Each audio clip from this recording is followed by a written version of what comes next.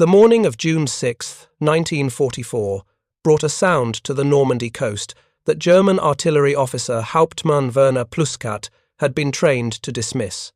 From his forward observation post overlooking Omaha Beach, he heard the deep, rolling thunder of naval guns, massive shells arcing through the dawn sky from ships positioned miles offshore. Pluskat had spent 3 years on the Eastern Front before his transfer to the Atlantic Wall, and in that time he'd learned the Wehrmacht's doctrine on naval bombardment, impressive in volume, negligible in precision. Naval gunfire, according to German military theory, was a weapon of terror and suppression, not accuracy. It could soften coastal defences, certainly, but hit specific targets inland? The notion was absurd. Ships pitched and rolled on the waves. Their guns were designed for moving targets on the open sea, not the surgical destruction of fortified positions kilometres from the coastline. That morning, as Pluskat watched the largest amphibious invasion in history unfold before him, he believed his bunkers, his artillery positions, and his carefully prepared defensive network would survive the bombardment largely intact. He was about to discover how catastrophically wrong German naval doctrine had been.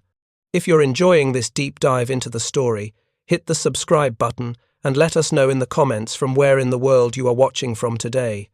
The disconnect between German expectations and American capability on D-Day represented one of the most significant tactical miscalculations of the Second World War. It wasn't simply that the Germans underestimated Allied firepower. They'd seen plenty of that in North Africa, Sicily, and Italy. What they failed to grasp was the revolution in fire control technology that had transformed naval gunnery from an area weapon into a precision instrument. At the center of this revolution sat the USS Texas, a battleship that by 1944 was already considered obsolete by modern standards, yet possessed a fire control system more sophisticated than anything the Kriegsmarine had ever deployed.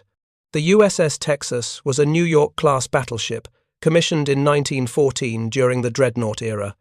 By the standards of 1944, she was ancient, her design predated even the First World War. But age has brought wisdom in the form of constant modernization. Between 1925 and 1943, the Texas underwent multiple refits that transformed her from a First World War relic into a fire support platform of unprecedented accuracy. Her main battery consisted of 10 14-inch guns mounted in 5 twin turrets, each capable of hurling a 1,400-pound armor-piercing shell over 23,000 yards. But the guns themselves were only half the story. The real revolution lay in what controlled them. In 1938, the Texas received the Mark 8 fire control radar and the Mark 38 director system, technologies that would have seemed like science fiction to the ship's original designers. The Mark 8 radar could detect targets at ranges exceeding 26,000 yards and track them with sufficient precision to generate firing solutions even in conditions of zero visibility. The Mark 38 Director integrated radar ranging data with optical observations, gyroscopic stabilization compensating for the ship's roll and pitch, and mechanical computers calculating the complex ballistics of long-range gunnery. It was a system that could place shells on target with a circular error probably measured in dozens of yards, not hundreds, a precision that made the difference between suppression and destruction. The Germans knew none of this. Their understanding of American naval gunnery was frozen in the era of the First World War, when battleships engaged each other at visible ranges and hitting a stationary coastal fortification required multiple ranging salvos and generous margins for error. German coastal defense doctrine, as outlined in the Wehrmacht's 1943 Manual on Fortification Construction, specifically stated that naval bombardment posed minimal threat to properly constructed bunkers and artillery casemates located more than 5 kilometers inland. The reasoning seemed sound. At such ranges, without direct visual observation, and with the gun platform constantly moving, achieving the precision necessary to destroy hardened positions was mathematically improbable. German engineers designed the Atlantic Wall's inland defences accordingly, prioritizing protection against aerial bombing and direct assault over naval shellfire. This doctrine was not born of ignorance but of experience. During the First World War, naval bombardments of coastal positions had indeed proven frustratingly inaccurate. At the Dardanelles in 1915, British battleships fired thousands of shells at Turkish forts, with minimal effect, their fire control systems unable to compensate for range, wind, and ship movement simultaneously. In 1917, during the German raid on Yarmouth and Lowestoft, German cruisers found hitting shore targets from even moderate ranges extraordinarily difficult. The technology simply didn't exist to make naval guns truly precise against land targets. For the generation of German officers who had served in the First World War and now commanded the Atlantic Wall's defences, this reality was as fundamental as gravity. But between 1918 and 1944, while Germany's naval development had stagnated under the constraints of the Treaty of Versailles and then focused primarily on submarine warfare, American naval technology had undergone a quiet revolution. The United States Navy, possessing both the industrial capacity and the institutional commitment to long-term research, had invested heavily in fire control systems throughout the interwar period. The result was a generation of battleships that could shoot with rifle-like precision at ranges their designers had never imagined. Hauptmann Werner Pluskat's confidence that morning wasn't mere arrogance, it was the product of systematic training and doctrinal certainty. Born in Silesia in 1913, Pluskat had joined the Wehrmacht in 1934, serving initially in the artillery. His transfer to coastal defense in late 1943 represented a standard career progression for an officer with his background. The Atlantic Wall required men who understood artillery, and Pluskat's 3 years battling Soviet forces had given him that understanding in brutal detail. He knew how guns worked, knew their limitations, knew the relationship between range and accuracy. When he arrived at his sector overlooking Omaha Beach, he surveyed the defensive positions with professional satisfaction. The bunkers were solid, the fields of fire excellent, the artillery pieces well positioned to tear apart any landing force.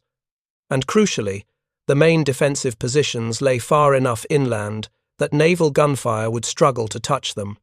The German defensive network in Pluskat's sector represented years of labour and millions of Reichsmarks in investment. The WN-62 strongpoint, positioned on the bluff overlooking the easy red sector of Omaha Beach, contained a 75mm gun in a concrete casemate, multiple machine gun positions, mortar pits, and interconnected trenches. Similar positions dotted the coastline, each designed to survive heavy bombardment and deliver devastating fire against troops struggling across the beach. Behind these coastal strongpoints lay the artillery 88mm guns, 105mm howitzers, and the particularly dangerous 155mm guns that could reach far out to sea. These artillery positions were the real threat to the invasion, capable of tearing apart landing craft before they reached shore and disrupting the entire amphibious assault. German doctrine held that these positions, located between 2 and 12 miles inland, were essentially immune to naval fire. They would survive the preparatory bombardment and then systematically destroy the invasion. This confidence pervaded the entire German defensive system.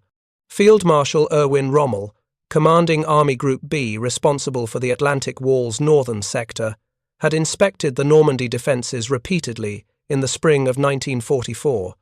While he advocated for massive expansion of beach obstacles and closer positioning of reserves, he never expressed concern about the vulnerability of inland artillery positions to naval bombardment. The threat he worried about was airborne landings and the rapid movement of Allied armour once they broke through the coastal crust. Naval guns, in Rommel's assessment, would make the beaches hell but leave the defensive depth intact. The American plan for naval fire support at Normandy reflected a radically different understanding of battleship capabilities. The Naval Gunfire Support Plan, developed over months of detailed preparation, assigned specific ships to specific sectors with precisely defined target lists. The USS Texas, under the command of Captain Charles Baker, received responsibility for supporting the assault on Omaha Beach's western sector. Her target list included coastal bunkers, artillery positions, road junctions, and known German defensive positions, some located over 12 miles inland from her firing position. The plan didn't call for area bombardment or suppressive fire. It called for destruction. Captain Baker understood exactly what his ship could do. A career naval officer who had commanded Texas since 1943, Baker had overseen her participation in the North African landings and her support of the Ranger assault on Pointe du Hoc during rehearsals. He knew the capabilities of his fire control system, knew the training level of his gunnery crews, knew that his ship could put shells on target at ranges that would have astounded naval officers of the previous generation. On the night of June 5th, as the Texas steamed toward her firing position off the Normandy coast, Baker reviewed the target list one final time. Coordinates, ranges, priorities, everything was calculated, everything was prepared. At dawn, his ship would demonstrate what modern naval gunnery could achieve. The fire control team aboard the Texas represented the cutting edge of naval warfare technology. In the plotting room deep within the ship, fire control technicians worked with mechanical computers that solved the ballistic equations in real time. The Mark 8 range-finding radar, its antenna rotating atop the superstructure, could measure distances with accuracy measured in yards at ranges exceeding 10 miles. Optical rangefinders provided backup data, their long baseline ensuring precise measurements. Gyroscopes compensated for the ship's pitch and roll, keeping the guns trained on target even as 15,000-ton waves lifted and dropped the battleship's hull. Wind speed, air temperature, barrel wear, propellant temperature, every variable that affected shell trajectory was measured, calculated, and incorporated into the firing solution. The result was a weapons system that treated targets 12 miles away with the same precision that earlier battleships had struggled to achieve at 1,200 yards. At 0550 on June 6th, as the first light of dawn broke over the Normandy coast, the USS Texas opened fire. The sound was apocalyptic, a rolling thunder that seemed to shake the very air. Each 14-inch gun hurled its massive shell skyward in a pillar of flame and smoke. The shells climbed to altitudes exceeding 30,000 feet before arcing downward toward their targets, traveling at supersonic velocities that made them audible to German defenders as shrieking death from above. But this wasn't the random pounding of area bombardment. Each shell had a specific destination, each salvo a specific target. The Texas was shooting like a sniper, not a machine gun. German defenders experienced this bombardment with growing bewilderment. They'd been trained to expect naval fire to land generally in their area, to seek cover during bombardment, and then emerge to man positions once it shifted. Instead, they watched shells landing with uncanny precision on specific bunkers, specific artillery positions, specific defensive works. A 5-gun battery of 105mm howitzers positioned near Vierzeville-sur-Mer, roughly 9 miles from the Texas's position, came under fire at 0615. The first salvo bracketed the position. The second achieved direct hits. Within 6 minutes, 4 of the 5 guns were destroyed, their crews killed or scattered. The battery commander, a veteran of the Eastern Front, couldn't comprehend what he'd just witnessed. Ships weren't supposed to shoot like that. At WN 72, a strong point overlooking the beach, a forward observer radioed back to his command post with increasing alarm. The naval bombardment wasn't random, it was methodical. Shells were walking through the defensive network with what seemed like deliberate intent, hitting one position after another in sequence. The observer could hear the shriek of incoming shells, could predict their impact points by sound alone, and what he predicted matched what happened with disturbing accuracy. This wasn't suppression. This was extermination. Hauptmann Pluskat, still in his observation post, began to understand that something was fundamentally wrong with German assumptions about naval gunnery. He watched through his binoculars as shells landed with precision on targets he'd believed immune to naval fire. An artillery position 6 kilometers inland simply ceased to exist under a barrage that seemed guided by malevolent intelligence. A communications bunker took a direct hit from a shell that must have been fired from beyond the visible horizon. The mathematics didn't make sense. The doctrine didn't make sense. Yet the evidence was undeniable. The Americans could shoot with accuracy that defied everything Pluscat had been taught. What Pluscat couldn't see was the system that made this precision possible. Aboard the Texas, the fire control team worked with mechanical efficiency. Forward observers in landing craft and spotting aircraft radioed corrections. The ship's radar tracked shell splashes, measuring missed distances with precision. The Mark 38 director incorporated this data, adjusted calculations, and fed corrections to the gun crews. The process took seconds: observe, calculate, correct, fire. It was a feedback loop that turned naval artillery into a precision instrument, and it represented years of American investment in fire control technology that the Germans simply hadn't matched. The bombardment continued for hours, the Texas's guns firing repeatedly at targets across the invasion sector. As the landing craft approached shore, the battleship's fire shifted to immediate threats, bunkers firing on the beaches, artillery attempting to range the landing zones. Captain Baker coordinated with forward observers who radioed target coordinates from mere hundreds of yards offshore. The Texas responded with devastating accuracy, her shells arriving within minutes of request. German defenders found themselves unable to maintain fire, their positions identified and destroyed faster than they could relocate. By mid-morning, the pattern was clear to surviving German officers. The naval bombardment wasn't just heavy, it was impossibly accurate.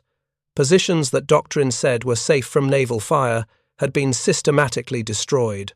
Artillery batteries that should have been able to fire throughout the landing had been silenced before they could significantly impact the invasion. The entire defensive calculus had been wrong. The Americans possessed naval gunnery capabilities that the German military hadn't believed possible. And now, as troops poured ashore and consolidated their beachhead, it was too late to adjust. The moment for effective defense had passed, destroyed by shells fired from ships positioned beyond the visible horizon. If you find this story engaging, please take a moment to subscribe and enable notifications. It helps us continue producing in-depth content like this. The technological gap that German defenders encountered on June 6th represented the culmination of 2 decades of divergent naval development philosophies. While the Kriegsmarine had concentrated its resources on submarine warfare and surface raiders, viewing battleships as obsolescent symbols of a bygone era, the United States Navy had pursued a systematic program of fire control advancement that transformed the battleship from a blunt instrument into a precision weapon. The story of how this gap emerged reveals not just differences in technology, but fundamental differences in how the two navies understood the future of naval warfare. In 1925, when the USS Texas entered dry dock for her first major modernization, American naval planners were already thinking beyond the traditional battleship engagement. The lessons of Jutland had shown that decisive fleet actions were rare, but the potential for battleships to provide fire support for amphibious operations was enormous. The challenge was accuracy. A shell that missed its target by 50 yards was merely expensive noise. A shell that hit could change the course of a battle. The Navy began investing in fire control systems that could minimize that margin of error, and the Texas became a testbed for these technologies. The Mark 8 fire control radar, installed on the Texas in 1938, represented a quantum leap in capability. Unlike optical rangefinders, which required clear visibility and struggled with targets beyond 10,000 yards, radar could detect and track targets in darkness, fog, or smoke. More importantly, it provided continuous range data with extraordinary precision. The system transmitted radio pulses and measured the time delay of their return, calculating distances with margins of error measured in single-digit yards at ranges exceeding 20,000 yards. For naval gunnery, this was revolutionary. It meant that the fundamental problem of knowing exactly how far away the target was had been essentially solved. But knowing the range was only part of the equation. The Mark 38 gun director integrated this radar data with a mechanical computer that calculated the ballistic trajectory needed to hit the target. This computer, an electromechanical marvel of gears, cams, and servos, solved differential equations in real time, accounting for muzzle velocity, air density, wind drift, Earth's rotation, and even the temperature of the propellant charges. It compensated for the ship's motion using gyroscopic stabilization, ensuring that the guns remained trained on target even as the hull pitched and rolled in heavy seas. The result was a system that could place shells on a specific point with consistency that earlier generations would have considered impossible. The German Navy, by contrast, had never developed equivalent fire control technology. The Kriegsmarine's surface fleet strategy centered on commerce raiding and fleet actions against other warships, scenarios where longer engagement ranges and moving targets made extreme precision less critical than raw firepower and armor. German battleships like the Bismarck and Tirpitz possessed excellent optical rangefinders and competent mechanical computers, but they lacked radar-directed fire control for surface engagements. Their fire control systems were optimized for ship-to-ship combat at visible ranges, not the surgical destruction of land targets from beyond the horizon. This wasn't a failure of engineering. German engineers were perfectly capable of developing such systems. It was a failure of strategic vision. The Kriegsmarine simply hadn't prioritized the technology because they didn't envision scenarios where it would be needed. This strategic blindness extended to German coastal defense doctrine. The Wehrmacht's fortification manuals, drafted by officers with extensive combat experience but limited understanding of modern naval technology, treated naval bombardment as a known quantity. The manuals calculated danger zones based on First World War-era assumptions about accuracy and effectiveness. Positions located more than 8 kilometers inland were considered effectively immune to naval fire, not because shells couldn't reach that far, but because the probability of accurate hits was assumed to be negligible. German engineers designed their defensive networks accordingly, concentrating heavy fortifications at the waterline and accepting lighter protection for inland positions that doctrine said were safe. The artillery positions that the USS Texas engaged on D-Day demonstrated this miscalculation with brutal clarity. Battery number 408, positioned near the village of Maisie, approximately 12 miles inland from the Texas's firing position, consisted of 4 155mm guns in concrete casemates. These weapons represented serious threats to the invasion. They could range far out to sea, hitting landing craft before they reached shore. German engineers had positioned them carefully, siting the battery on high ground with excellent fields of fire and protection against aerial attack. The casemates were robust, with reinforced concrete walls over 2 meters thick at the front, but the position's distance from the coast was considered its primary defense. No ship, German doctrine insisted, could consistently hit a target at that range. At 0730 on June 6th, the Pointe du Hoc, Texas received fire mission coordinates for Battery 408. Forward observers had identified the position as actively firing on landing craft approaching Omaha Beach. Captain Baker reviewed the targeting data range 12.3 miles, bearing 267 degrees. Target description: 4 gun casemates in a linear arrangement. The fire control team began calculations. The range was extreme even for Texas, requiring near maximum elevation and careful attention to atmospheric conditions, but it was well within the ship's capability. The Texas fired her first salvo at 0743, 4 14-inch shells, each weighing 1,400 pounds, arced upward through the morning sky. At that range, the shells reached altitudes exceeding 35,000 feet, their trajectories calculated to bring them down at steep angles onto the target. The time of flight was nearly 1:57 seconds from muzzle flash to impact. For the German gun crews at Battery 408, the first indication of incoming fire was the shriek of shells descending at supersonic velocity, a sound like tearing fabric amplified to nightmare intensity. The first salvo landed short, impacting approximately 75 yards in front of the casemates. The fire control team noted the miss distance, adjusted their calculations, and prepared a correction. 30 seconds later, the Texas fired again. This salvo landed long, overshooting the target by roughly 60 yards. The observers now had a perfect bracket. The target lay between the 2 impact points. The fire control computer calculated the precise center point and generated the final firing solution. the third salvo achieved what German doctrine said was impossible. All 4 shells landed in the immediate vicinity of the battery, 2 scoring direct hits on casemates, 1 landing between positions, and 1 impacting the ammunition storage bunker. The explosions were catastrophic. 1,400 pounds of high explosive, delivered with the kinetic energy of a meteorite, simply obliterated reinforced concrete that had been designed to withstand anything short of direct hits from heavy bombs. The 2 casemates that took direct hits ceased to exist as functional structures. The ammunition storage explosion killed or wounded most of the surviving crew. Within 3 minutes of the first salvo, Battery 408 had been effectively destroyed as a fighting unit. The battery commander, Oberleutnant Friedrich Ohmsen, survived the bombardment in a personnel shelter, emerging to find his position in ruins. Ohmsen was a professional soldier, a career artillery officer, who had served in Poland, France, and Russia. He understood ballistics, understood probability, understood what should and shouldn't be possible with indirect fire. What he'd just experienced defied his understanding of reality. A ship positioned beyond visual range had achieved precision that would have been impressive for a land-based artillery battery, with observers spotting from 1,000 yards away.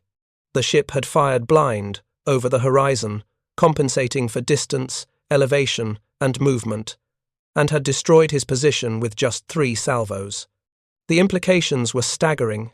If the Americans could do this to 1 battery, they could do it to all of them. The entire defensive network was vulnerable. Ohmsen's experience was replicated across the Normandy coast throughout the day. At Battery Saint-Marcouf, 6 kilometers inland, American naval gunfire destroyed 3 of 4 casemates in the first hour of bombardment. At Battery Longueuil-sur-Mer, positioned on cliff tops with what should have been near-perfect protection from naval fire, shells arrived with such accuracy that gun crews abandoned their positions rather than face annihilation. At numerous smaller positions, mortar pits, machine gun bunkers, observation posts, defenders discovered that distance provided no safety. If the Americans could see it, identify it, and get coordinates for it, they could destroy it. The psychological impact on surviving German defenders cannot be overstated. These were experienced soldiers, many veterans of the Eastern Front, where they'd faced the full might of Soviet artillery and air power. They understood what heavy bombardment felt like, understood how to survive it, understood the odds. But this was different. This wasn't suppressive fire or area bombardment. This was targeted destruction, delivered with a precision that seemed almost personal. Soldiers who survived described the sensation of being hunted rather than simply shelled, the feeling that somewhere beyond the horizon, someone was looking specifically at their position and deciding to destroy it. Major Werner Pluskat, still observing from his command post overlooking Omaha Beach, spent the morning watching his defensive network systematically dismantled. He attempted to call in reports to his headquarters, but communications had been cut. A dedicated bombardment mission had destroyed the telephone exchange in Vierville-sur-Mer with uncanny accuracy. He watched artillery positions that should have been immune to naval fire simply disappear under precise salvos. He saw bunkers he'd personally inspected, structures built to withstand anything, reduced to rubble by shells fired from ships he couldn't even see from his position. The technical details of how the Americans achieved this precision would have astonished Pluskat had he known them.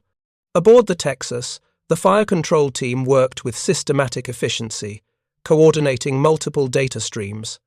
The Mark 8 radar provided continuous range updates, tracking the ship's exact distance from mapped coordinates. The Mark 38 director's gyroscopes compensated for the ship's motion, ensuring the guns remained trained on target even as waves lifted and dropped the 27,000-ton hull. Spotting aircraft circled the target areas, radioing fall of shot corrections to fire control officers who incorporated the data immediately. Shore fire control parties, landing with the first waves of infantry, transmitted target coordinates with increasing precision as they moved inland. But the real secret was practice. The Texas's gun crews had rehearsed this mission repeatedly during training exercises off the British coast in the months before D-Day. They'd fired at simulated targets, practiced communications protocols, drilled on rapid target switching, and fire mission processing. Captain Baker had insisted on these exercises precisely because he understood that the ship's technical capabilities meant nothing without trained crews who could exploit them. By June 6th, the Texas's gunnery department could process a fire mission from initial coordinates to shells on target in under 4 minutes. This combination of technology and training produced results that seemed superhuman to defenders who lacked context for what they were experiencing. The broader pattern of American naval gunfire support on D-Day revealed systematic preparation that the Germans had never anticipated. The Allies had assigned specific battleships, cruisers, and destroyers to specific sectors, each with detailed target lists and predetermined fire plans. The USS Texas was just one of 7 battleships providing fire support alongside her were the USS Arkansas, HMS Warspite, HMS Ramillies, and others. Collectively, these ships fired over 10,000 rounds of heavy-caliber ammunition on D-Day, the majority achieving hits or near misses on intended targets. The aggregate effect was the destruction of approximately 60% of German artillery positions within range of the beaches before noon, a rate of destruction that the pre-invasion plans had estimated might require 3 days of bombardment. German commanders attempting to understand what was happening struggled with incomplete information and shattered communications. Reports from surviving positions described impossible accuracy, but without context for how it was being achieved, these reports seemed like panic or exaggeration. Some officers assumed that Allied spies had compromised their defensive positions, leading to pre-registered fire on known coordinates. Others believed extensive aerial reconnaissance had mapped every position, allowing for planned fire missions. Both explanations had elements of truth. The Allies had indeed conducted exhaustive reconnaissance and intelligence gathering, but neither captured the real revolution. The technology aboard ships like the Texas had fundamentally changed what naval guns could do. By afternoon, as the situation stabilized and German commanders began receiving more comprehensive reports, the true scope of the disaster became apparent.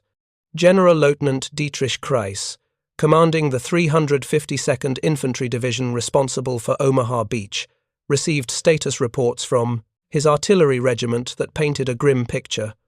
Of the 12 batteries that had been operational at dawn, only 4 remained in action by 1300 hours. The others had been destroyed, abandoned, or forced to cease fire by naval bombardment so accurate that crews refused to return to their guns. Kreis, a veteran officer who had commanded divisions in Russia, immediately recognized the implications. Without artillery support, his infantry couldn't hold against an enemy with air superiority and unlimited firepower. The defensive battle was already lost. The USS Texas continued firing throughout June 6th and into the following days, supporting the expansion of the beachhead and the inland advance. Her ammunition expenditure tells the story: 300 rounds of 14-inch shells on D-Day alone, another 200 over the following week. But the story isn't in the quantity, it's in the effectiveness. Post-battle analysis by Army intelligence teams, examining destroyed German positions, found that over 80% of targets engaged by the Texas had been effectively neutralized. For inland artillery positions, the neutralization rate exceeded 90%. These weren't the results of area bombardment or lucky hits. This was systematic destruction enabled by technology that had fundamentally changed naval warfare. German prisoners interrogated in the days after the invasion expressed consistent bewilderment about the naval bombardment. Accounts recorded by Allied intelligence officers describe soldiers who simply couldn't reconcile what they'd experienced with what they'd been taught. One artillery officer, captured after his battery was destroyed, insisted that the Americans must have had forward observers within meters of his position. There was no other explanation for how they could have hit his guns so precisely. When informed that the fire had come from a battleship 12 miles offshore with no direct observation, he refused to believe it. The technology to do that, he insisted, simply didn't exist. But it did exist, and its existence represented a broader pattern in the technological relationship between Germany and the Western Allies by 1944. While German engineering had produced remarkable innovations in some areas, jet aircraft, guided missiles, advanced submarines. The Anglo-American alliance had achieved systematic superiority in the unglamorous but critical field of fire control and targeting. Radar-directed gunnery, mechanical computing for ballistic solutions, integrated command and control systems. These weren't spectacular breakthrough weapons, but they made conventional weapons devastatingly effective. The Germans had focused on creating wonder weapons. The Allies had focused on making ordinary weapons extraordinary through precision and coordination. The aftermath of June 6 forced a rapid and painful reassessment of German naval defensive doctrine. Within weeks, Wehrmacht directives began circulating that acknowledged American naval gunnery capabilities far exceeded previous estimates. New fortification guidelines called for positioning defensive artillery at maximum possible range from the coast and for constructing substantially heavier overhead protection. But these adjustments came too late to affect the Normandy campaign and were ultimately moot. Germany's strategic situation by summer 1944 meant that doctrinal improvements couldn't compensate for overwhelming Allied material superiority. The long-term consequences of what happened in the waters off Normandy on June 6 extended far beyond the immediate tactical situation. The systematic destruction of German coastal artillery by American naval gunfire represented a proof of concept that would influence naval warfare for decades to come. But more immediately, it shattered German confidence in their defensive calculations and forced a fundamental reassessment of what the Allies were capable of achieving. For the officers and soldiers who survived the bombardment, the psychological impact proved as significant as the physical destruction. These were men who had built their professional understanding on doctrines they'd been taught to trust. Doctrine developed by experienced officers, validated by extensive military history, and codified in official manuals. To discover that these doctrines were catastrophically wrong, that the fundamental assumptions underlying their defensive strategy were obsolete, created a crisis of confidence that rippled through the German military structure in northwestern France. Hauptmann Werner Pluskat, whose observation of the bombardment opened this story, spent the following weeks attempting to reorganize defensive positions as Allied forces expanded their beachhead. His reports to higher headquarters consistently emphasized the need for new defensive approaches that acknowledged American naval capabilities. Pluskat survived the Normandy campaign, eventually retreating with the remnants of his unit, but his confidence in German military doctrine had been permanently shaken. In post-war interviews, he described June 6 as the day he realized Germany was fighting with outdated assumptions against an enemy that had surpassed them technologically in ways German intelligence had failed to detect. The USS Texas continued her combat operations throughout the war, participating in the invasion of southern France in August 1944 and later providing fire support for operations in the Pacific. Her performance at Normandy established patterns that would be replicated by other battleships throughout the remaining year of war in Europe and the Pacific. At Iwo Jima and Okinawa, American battleships provided fire support with accuracy that Japanese defenders found equally incomprehensible. The Idaho, Nevada, Tennessee, and other battleships used identical fire control systems to destroy Japanese positions with precision that defied traditional naval gunnery doctrine. The Japanese, like the Germans, had assumed that naval guns were area weapons, useful for suppression but incapable of surgical precision against hardened targets. They learned otherwise at enormous cost. The technical legacy of Texas's fire control systems extended well into the Cold War era. The principles of radar-directed fire control, mechanical computing for ballistic solutions, and integrated targeting systems that proved themselves at Normandy became standard features of naval vessels for generations. Modern naval gunnery, including the computerized systems on contemporary warships, traces its lineage directly to the Mark 8 radar and Mark 38 director systems that equipped the Texas in 1944. The revolution in precision that began with mechanical computers and radar culminated in modern weapons systems that can place shells on target with margins of error measured in single meters at ranges exceeding 20 miles. But perhaps the most significant legacy was the demonstration of how technological advantage, even in seemingly mature weapon systems, could completely upend tactical assumptions. The battleship in 1944 was widely considered an obsolescent weapons platform made vulnerable by aircraft carriers and submarines. Yet equipped with modern fire control systems, battleships proved capable of missions their designers had never envisioned, providing fire support with a precision that made them invaluable assets in amphibious operations. This lesson that old platforms equipped with new technology could achieve revolutionary capabilities influenced military thinking for decades afterward. For the German military, the lessons came too late to influence the war's outcome.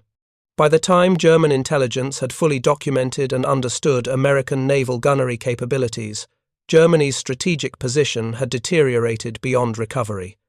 The Atlantic Wall, built at enormous expense on the assumption that coastal fortifications could withstand Allied assault, had been breached in a single day, partly because the naval bombardment that was supposed to be ineffective against inland positions had systematically destroyed the defensive network. The psychological impact of this failure extended beyond Normandy. German forces throughout Europe began to question whether other doctrinal assumptions might be equally obsolete. The individual stories of German artillery officers who experienced the bombardment reflect this broader pattern of disillusionment. Oberleutnant Friedrich Ohmsen, whose battery was destroyed by Texas's fire, spent the remainder of the war in prisoner-of-war camps. In interviews conducted by Allied intelligence officers, Ohmsen described the bombardment of his position as the moment he understood Germany would lose the war. Not because of that single battery's destruction, but because it revealed a gap in capabilities that seemed impossible to close. If the Americans could achieve that level of precision with naval guns, a technology that had existed for decades, what other capabilities had they developed that German intelligence hadn't detected? The question haunted him. The technical details of American fire control systems remained classified until well after the war, meaning that German officers who experienced their effects never received a full explanation of how the precision was achieved. This knowledge gap created an almost mythical quality to American naval gunnery capabilities among German veterans. Stories circulated of battleships that could hit specific windows in buildings from miles away, of shells that seemed guided by supernatural accuracy. While these stories were exaggerations, they reflected a genuine incomprehension of how conventional weapons could achieve such precision. The reality mechanical computers, radar ranging, and systematic training was less dramatic than the myths, but ultimately more significant. It demonstrated that the Allies had achieved systematic technological superiority through methodical advancement rather than breakthrough wonder weapons. The USS Texas herself survived the war intact, one of the few American battleships never seriously damaged in combat. After the Japanese surrender, she transported occupation troops to the Pacific before returning to the United States. In 1948, the state of Texas acquired the ship as a memorial, permanently mooring her near Houston as a museum ship. She remains there today, the last surviving battleship that participated in both world wars, a physical monument to the technological transformation of naval warfare that occurred between 1914 and 1944. Visitors to Texas today can tour the spaces where the fire control team worked on June 6, 1944. The plotting room, with its mechanical computers and communication systems, looks almost primitive to modern eyes, an assemblage of gears, switches, and analog displays that seems impossibly crude compared to contemporary digital systems. Yet this equipment achieved precision that German military doctrine had considered impossible. It's a reminder that revolutionary capabilities don't always look revolutionary, that systematic engineering advancement can be as transformative as brilliant breakthrough innovations. The broader historical significance of what Texas achieved at Normandy lies in what it revealed about the nature of military technological advantage. The Germans had not failed to develop radar-directed fire control systems because they lacked capable engineers or understanding of relevant physics. They'd failed to develop them because their strategic vision didn't prioritize that particular capability. The Kriegsmarine had focused on submarine warfare and commerce raiding. The Wehrmacht had focused on mobile warfare and breakthrough operations. Fire support for Amphibious operations simply wasn't a priority for a nation that conducted most of its warfare on continental Europe against land-based opponents. The Americans, by contrast, had recognized that any war they fought would likely involve extensive amphibious operations across oceanic distances. They'd invested accordingly, and by 1944 that investment paid overwhelming dividends. This pattern of strategic vision shaping technological development, which in turn shapes battlefield outcomes, repeated throughout the Second World War. German jet aircraft were technically superior to Allied fighters, but Germany lacked the fuel and pilots to employ them effectively. Allied bombing accuracy improved dramatically through systematic development of targeting technology, while Germany focused on building more fighters rather than better anti-aircraft systems. Soviet artillery achieved devastating effectiveness through massed fires and systematic doctrine, while German artillery remained technically excellent but numerically insufficient. Each case demonstrated that technological advantage flowed not just from engineering capability, but from strategic understanding of what capabilities would prove decisive. For the soldiers who survived the bombardment at Normandy and lived to see the war's end, the experience of June 6, 1944, became a reference point for understanding how Germany had lost. They'd been told they were technologically superior, that German engineering and doctrine were unmatched, that the Atlantic Wall was impregnable.